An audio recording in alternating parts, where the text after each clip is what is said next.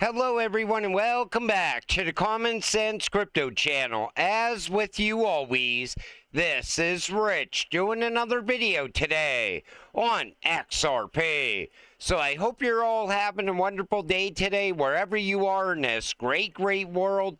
We're going to talk about XRP. And I got to start with this from X. Liquidity crisis loading from Japan to the world. XRP as a solution. Yen carry trade is about to collapse. Be ready. We are very close. I see a lot of people talking about this right now. They're saying that the liquidity crisis starts in the east and moves to the west, and it is absolutely coming. We talked about the liquidity crisis looming for years, and it looks like this is about to happen sometime very soon. We got to keep an eye on that as well. Ondo acquires Oasis Pro. Ondo Finance acquires Oasis Pro, gaining access to a suite of SEC and FINRA licenses. The deal arms Ondo with regulatory infrastructure for tokenized securities in the United States. The tokenized securities market is projected to surpass $18 trillion by 2033.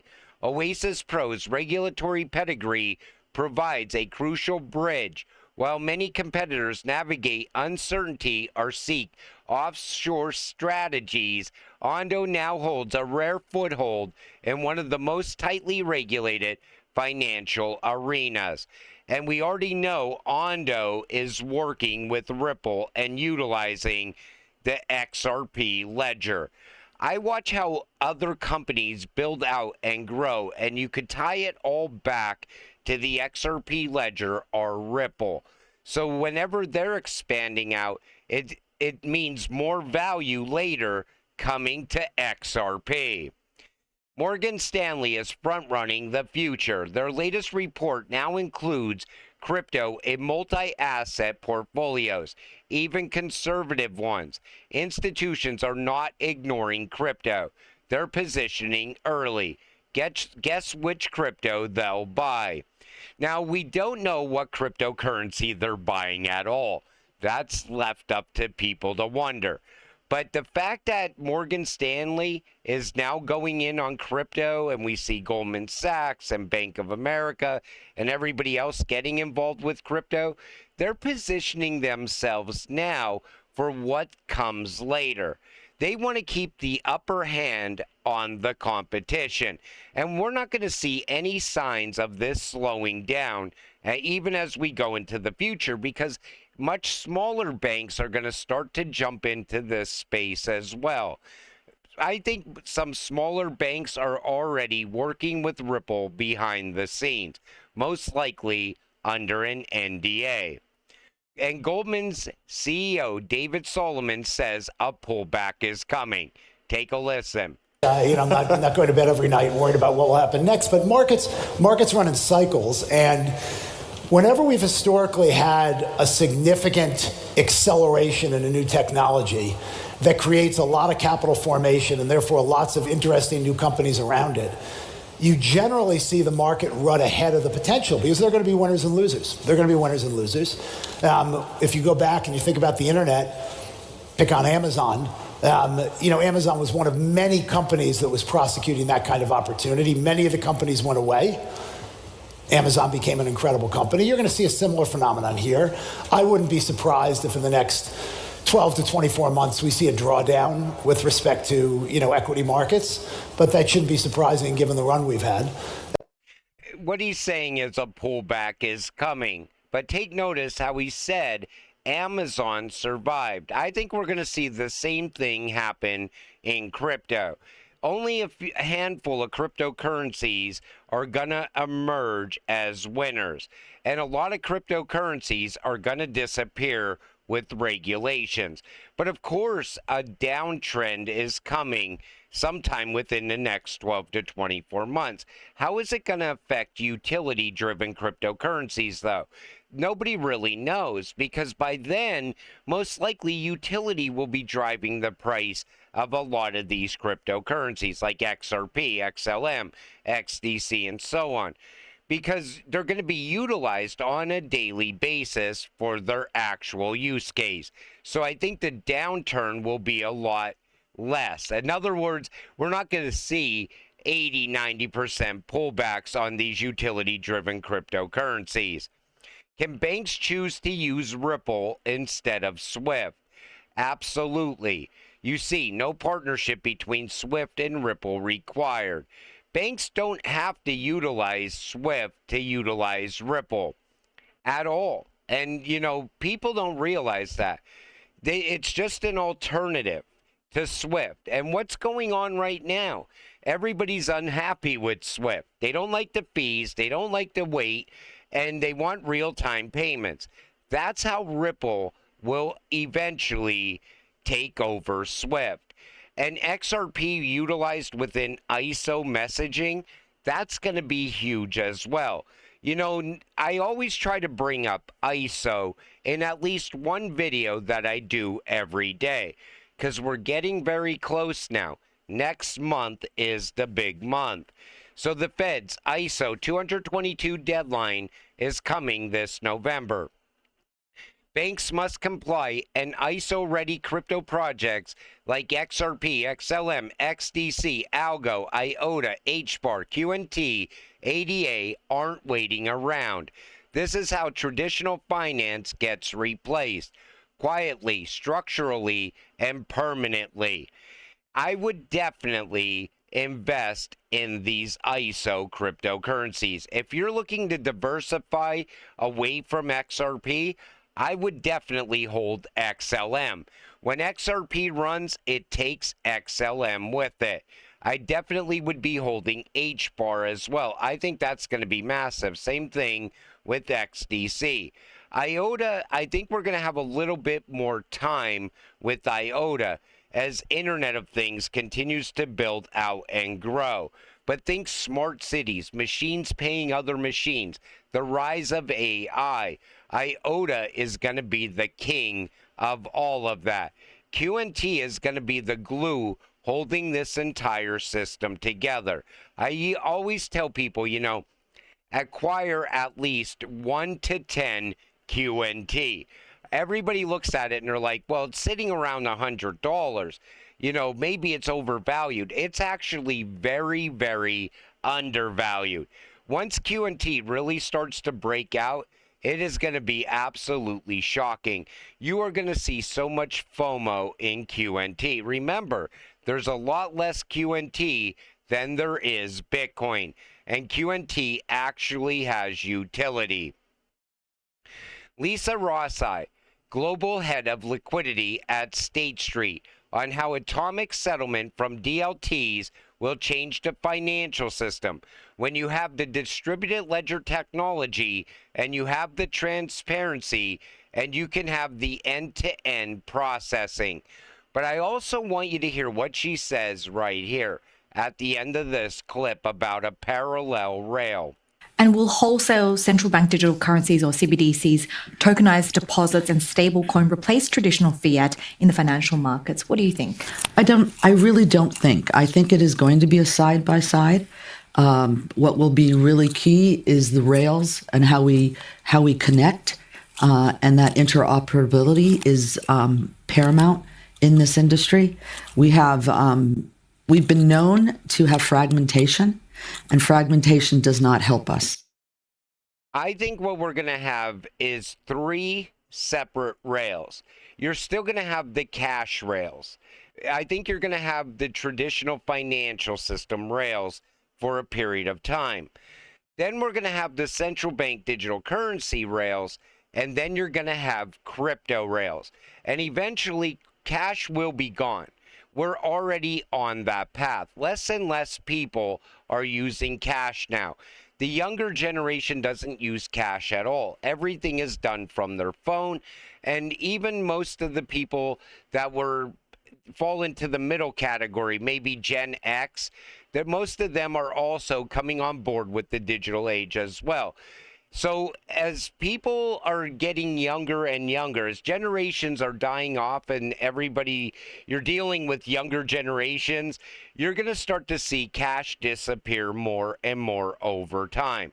What you're going to be left with then is a central bank digital currency rail, and a UBI rail would also be in there as well. UBI would just be tied to central bank digital currency. And then you're going to have the crypto rails. People who invested in crypto that don't want to transact in central bank digital currency, you'll be able to do that because the new financial system, you're going to have AI at the heart of that new financial system. Everything's going to be fully automated by then.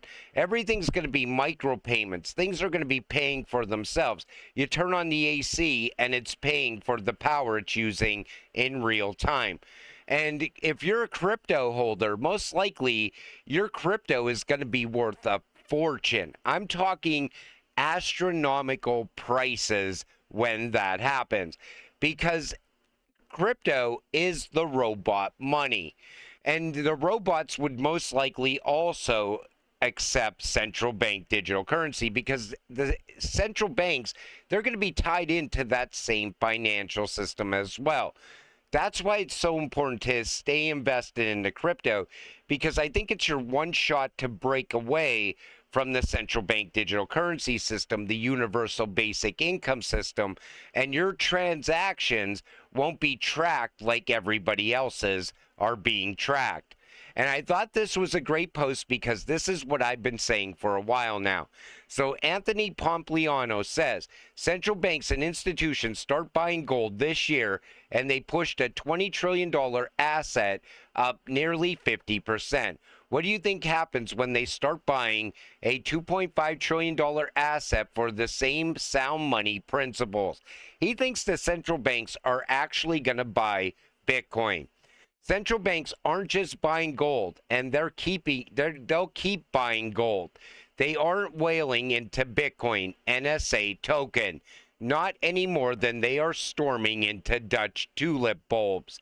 And Black Swan Capitalist says, exactly, Francis, and they've been net buyers of gold since 2009. They aren't buying Bitcoin. People need to watch what they do, not what they say. Central banks are not buying Bitcoin. I'm telling you that right now. They're buying gold because they're going to back currencies with gold. We are going back to a gold-backed system.